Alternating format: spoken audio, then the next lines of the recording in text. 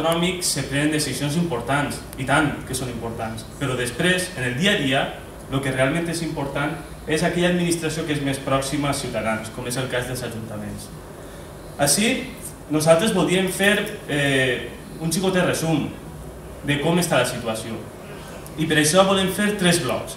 El primer és d'on venim, el segon bloc seria on estem i el tercer és on volem anar.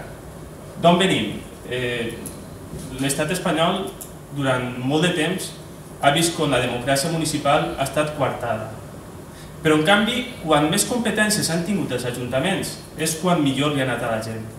A Xàtiva, a Serallosa també, l'any 1707 tots sabem que n'hi havia uns consells que estaven emmarcats dins d'un règim foral, austracista, on mal que bé els diferents sectors de la societat tenien la seva representació, on podien defendre els seus interessos, on se consensuaven coses, on ara mateix se parlava de la gestió municipal, i tot allò, en 1707, amb la desfeta d'Almansa, i tot el que va suposar per al poble valencià, desapareix. I desapareix per complet. I venen uns règims donats per una dinastia concreta, que és la dinastia borbònica, que el que fa és tallar de socarrer tots aquells principis de participació que en aquells moments s'albiraven. Bé, comença una llarga nit que no torna a renaixer aquest municipalisme fins a l'any 1931, quan se proclama la Segona República, quan venen els primers ajuntaments, on fins i tot les dones poden ser regidores, on fins i tot se poden votar els pressupostos i on se fica la cultura per davant de tot. Mireu, és curiós, en la primera acta de l'Ajuntament de Xàtiva dels governs de la Segona República, la primera proposta va ser portar l'Institut Josep de Ribera.